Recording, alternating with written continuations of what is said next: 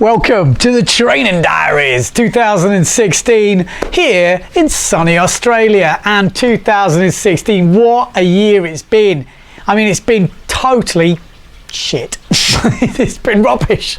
It has been rubbish. Unless you want to drive a million miles, Australia's been a hard place to be in 2016. I can tell you that. We've had a lot of good guys here. I mean, Costa's here at the moment. Amado Vrieswijk, who's one of the up-and-coming freestylers, third in the world last year. He's going to be pushing for a world title. Obviously, Dieter Van Dijken always here working with Severn Sales, the current freestyle world champion. Robbie Swift popped over the Lansing Classic. We have Cyril Musamani, all the top boys. I mean, Moritz Mao turned up as well, got stung by a jellyfish.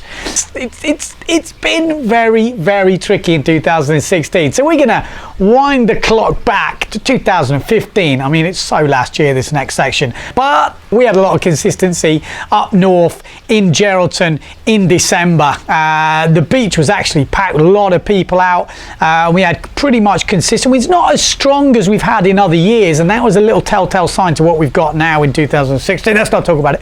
But yeah, it was sort of windy, but I was on the bigger stuff, so 4750, whereas the other years, you know, sort of 4547. So we had good sessions, consistent sessions with quite a few waves around. Not too many sessions in Nalu, but more of that in a little bit. So Coronation, who's been standout? Well, obviously, who's been there? There's one kind of key guy in Geraldton making a name for himself again on the World Tour. He's come back after doing his physio stuff. He's still working as a physio, but after that, he's there at the beach pushing.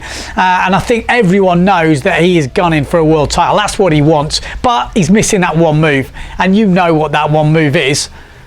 It's the double forward loop, and he has been spotted, and I say spotted just because there are only a few clips of him. I know he put some on Instagram himself, but he is getting that double down. It's still not as consistent as he needs it, but he has been banging out some pretty nice one. And as I said, he's got all the other moves. He's got the wave moves. He's got the, you know, the jumps, the big back. He's big 1 foot back. He's big 1 foot, one hand. He's got all that stuff. So Jaeger Stone, he does need that double. But he needs some more wind to practice it, because he had a good, well, not a great time in December because it was windy, but it wasn't super windy. So he needs a bit more wind, and I think he'll be having that down by the time the season starts. Who else has been out there? Obviously, Justina Schnaddy's been out there. She's been working on a forward, still technique. We've worked on that technique, and I think it's actually down now, and we're starting to see the progression into a little bit more stalled ones. We're seeing some bigger back loops. So yeah, and she's, you know, she's working full time now, but she's fitting in the sailing, doing a lot of driving, but she's had some good sessions, and I think she's sailing really good. I'm a little bit biased though. I've been out there. Yeah, I have been out there. I've been testing some boards. I've got new Simmer Quantum boards, our onshore board, and it's good. It's getting some nice waves. You really pick off those sections, get a nice bit of spray going on, but keeps its speed well. I've been working on the more down the line board as well in Esperance, but like I said, we'll keep the Esperance session till 2016. We've had a lot of Belgium guys, well, nearly the whole of Belgium have pretty much turned up at Coronation. God knows why they want to flee that country, or maybe because actually saying that Europe's been blooming firing as well. So yeah, half of Belgium at Coronation, and the boys have been throwing down the moves. We've also had the boys who used to be in WA, and they've sort of migrated over to Sydney. They came back for Christmas, so we've seen a few of those boys throwing down the freestyle moves, getting involved. Seen a bit of flesh too, not what you want to see, but yeah, no, so they had a good time at Christmas. Actually quite windy when they were over here. What else has been going on? Nalu, I haven't even been there yet. Now that is crazy. There was one good forecast for Nalu, but I didn't quite make it because we ended up going on a trip to the Abrolhos Islands. Now, anyone who's ever heard about the Abrolhos Islands will know, I mean, it looks like paradise. So I kind of got excited. I heard there was a trip on offer. There was a few last spaces. Me and Schnaddy, we decided to just throw all our cards in and get on over there. Was it a good decision? Well, jury's out, because Nalu at the time was firing, and we went over there and I'd heard better waves than Nalu. So long story short, I don't think there was on our trip better waves than Nalu. I'm sure there are on the islands, but you need a different swell. I think we needed a more west swell. We had quite a southerly swell. We had good winds, we had some good waves, but it was a little bit peaky. We managed to get a few good sessions at Half Moon Reef, and we also, well, nearly had a great session at Leo's, but the wind was too onshore, need to be more east in it, and there was some good waves, and it was just peeling down the point, but it wasn't really, it was more like a kiting wave. We went on this big boat called the Island Leader, massive thing, like 22 of us on there or something like that, and half kiters, half windsurfers. So great trip. Went fishing, caught a shark. I caught a shark, we ate it, because that's what they do over here. They have that, fish and chips over here. In England it's cod or whatever you have. Over here, shark and chips. So we had that, we got some tuna, got a few other things going on. So it was a great trip. I say a great trip, it was a little bit bumpy.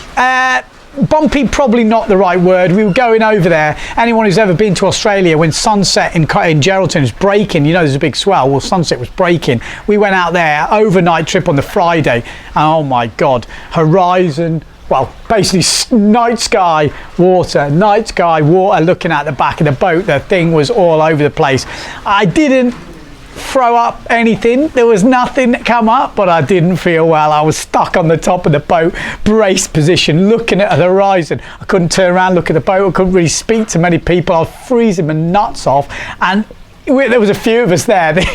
There was a few people in the corner there, and everyone kind of doing the same thing. A few of the seamen over there, one of the Belgian boys, well, Emil, he looks like a fisherman, and he handled it like a true pro. He's having a few beers, got the beard going on. He was sort of Schnaddy, on the other hand, she does come from Poland. Not that many waves in Poland. She was suffering. She fed the fish a few times, as did Tom Radish, and he was looking after her. I had stood at the top of the boat, I didn't even see she was downstairs. But like I said, it was pretty lumpy. I mean, you just got to check out trying to cook breakfast on this thing. This was when we were at the island, and the eggs are flying out. We're trying to build this barrier around with the bacon, but there's truth be told, it needs to be hotter. I'm blaming the cooking equipment. It would have been fine otherwise. But totally cool trip, 3-4 days, like blast of a trip. Scored conditions every day, just not quite that peeling perfect wave I was looking for, but that's the way it goes. Like I said, loads of coronation sessions and lots of stuff going on. I'm going to cut it short because we do have lots to talk about in 2016. I mean, well, we've got a lot to talk about water and rain and stuff, but there has been little breaks in that, and we've got some really cool Esperance sessions. More on that in the next one, but a sneak preview. Amado, basically third in the world freestyle. Dieter's told him to come over here, freestyle heaven at Coronation, but they come straight off the plane, straight down to Esperance, and just chucked him out. He was giving it some. He got a few big takedowns. Actually, let's talk about it now. He got out there. I think he didn't even have a board, so Dieter lent him a board, or Severn lent him a board. He got out there and he was busting out big jumps and stuff like this, and then came in for the wave ride. Got a few good turns, but had some massive takedowns. I think I remember one coming in, just comes up for the turn, just get side swipe from the side. There was another one. I think he just went straight into the pit, and then there was one I particularly remember, and he's going out, and it's one of them things, you know, unless you're used to sailing in sort of waves like that, timing and stuff, and he was going out, and I think he thought he was going to make it, and then just got steamrolled. It's like just takes him straight down. And there was one also, when he got caught up, he's coming in, the wave catches him up and just puts him over the top and gets a bit mashed, but he was throwing down the old Exactly, someone's got to pull it on for the Rocket Air. So the Rocket Man this time, Amado Vrieswijk, just absolutely killing the rockets.